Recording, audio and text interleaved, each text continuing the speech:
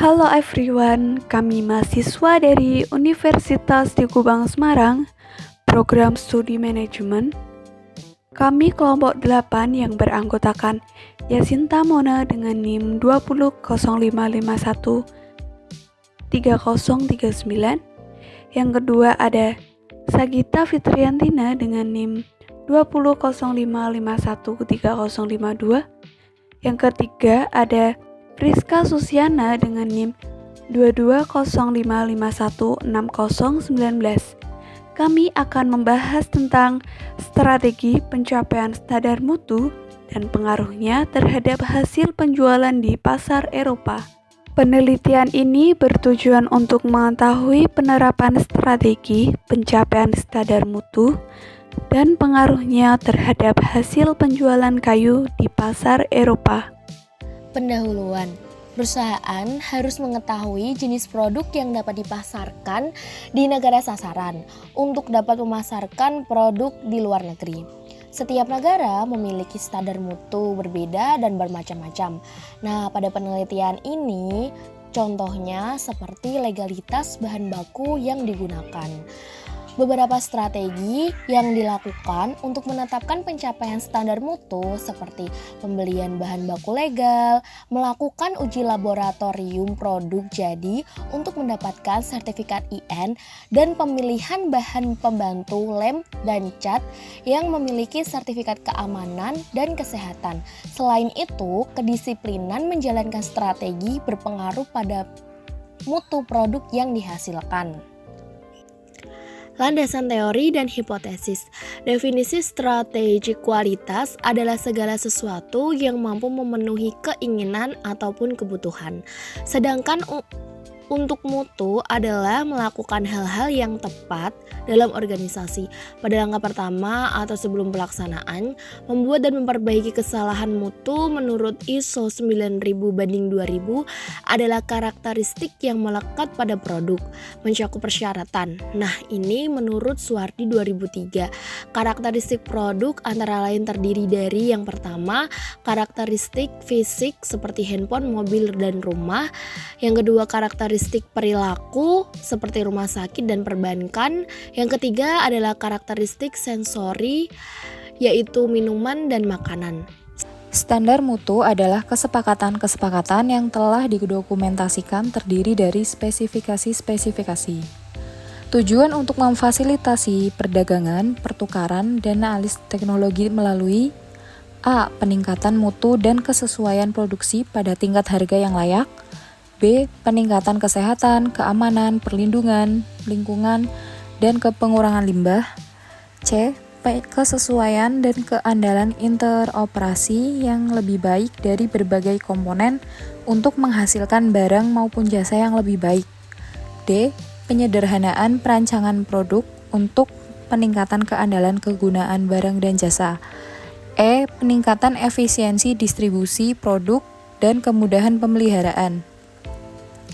Menurut David, jenis-jenis strategi antara lain, yang pertama ada strategi integrasi, yang kedua ada strategi intensif penetrasi pasar dan pengembangan produk, yang ketiga ada strategi diversifikasi. Terdapat 3 jenis strategi diversifikasi, yaitu diversifikasi konsentrik, horizontal, dan konglomerat.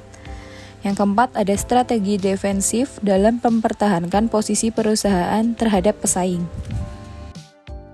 Baik, selanjutnya yaitu standar mutu dan hasil penjualan. Pada gambar 1 menjelaskan bahwa salah satu tujuan penetapan standar yaitu kesesuaian dan keandalan interoperasi yang lebih baik dari berbagai komponen untuk menghasilkan barang maupun jasa yang lebih baik.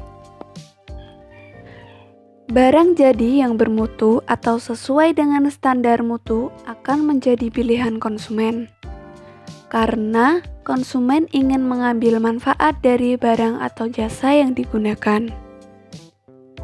Suatu produk yang sesuai dengan standar mutu akan memberikan kepuasan pada konsumen. Dengan strategi pencapaian standar mutu yang tepat, maka akan dihasilkan produk yang bermutu dan dapat meningkatkan nilai penjualan dan secara otomatis akan mempengaruhi target penjualan yang telah ditetapkan. Jadi, dari gambar di atas, disimpulkan bahwa HA strategi pencapaian standar mutu berpengaruh terhadap hasil penjualan di pasar Eropa. Hasil penelitian dan pembahasan. Yang pertama, analisis deskriptif. Ada pembelian bahan baku legal. Yang kedua, pembelian bahan baku bersertifikat. Yang ketiga, sertifikasi standar EN. Salah satu syarat produk yang dapat dijual di pasar Eropa adalah memiliki sertifikat standar EN. Syaratnya yaitu yang pertama ada standar ukuran produk, tingkat kadar air, dan grading. Yang keempat ada pemilihan merek lem.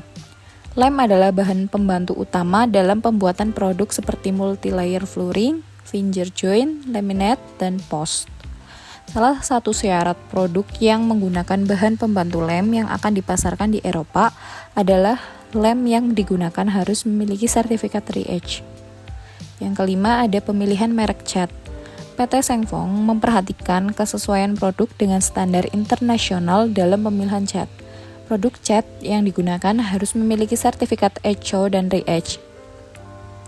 Yang kedua ada data penjualan pada tabel 4, bisa kita lihat sendiri. Sumbernya dari Departemen Marketing PT Sengfong Molding Perkasa. Di situ menjelaskan bahwa jumlah konsumen meningkat secara signifikan dari tahun ke tahun. Begitu juga pada total penjualan dan nilai penjualan yang meningkat secara signifikan mulai dari tahun 2006 sampai dengan tahun 2008. Hal ini mencerminkan bahwa usaha pencapaian standar mutu bertambah positif atau searah dengan peningkatan hasil penjualan. Tabel 4 terlihat adanya penurunan total penggunaan dan nilai penjualan. Setelah diadakan penelitian, strategi yang digunakan masih sama, tetapi penurunan total penjualan disebabkan oleh beberapa faktor, antara lain yang adanya penurunan permintaan kayu tropis dari pasar Eropa, yang kedua adanya krisis Eropa.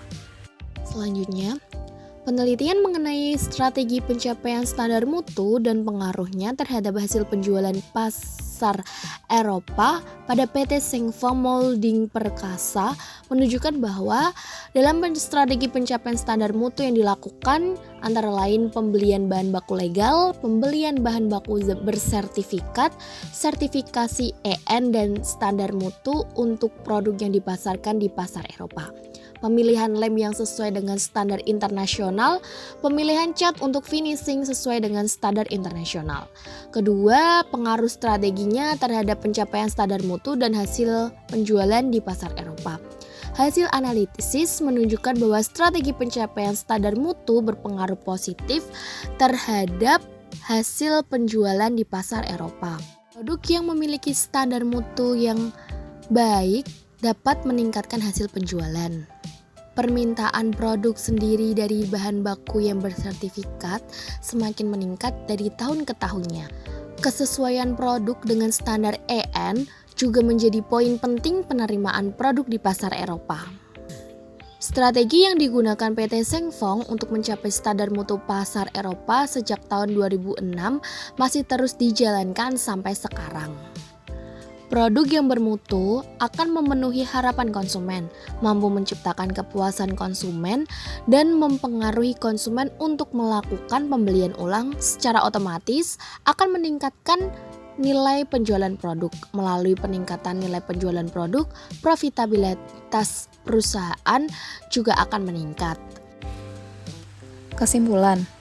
Dari hasil penelitian ini dapat juga disimpulkan bahwa pencapaian standar mutu pasar sasaran adalah hal penting yang harus dilakukan oleh perusahaan agar produk yang diproduksi bisa diterima dengan baik di pasar sasaran.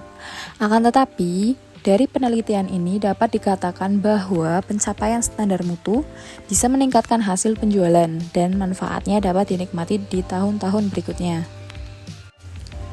Sekian presentasi dari kelompok kami. Bila ada salah kata, mohon dimaafkan.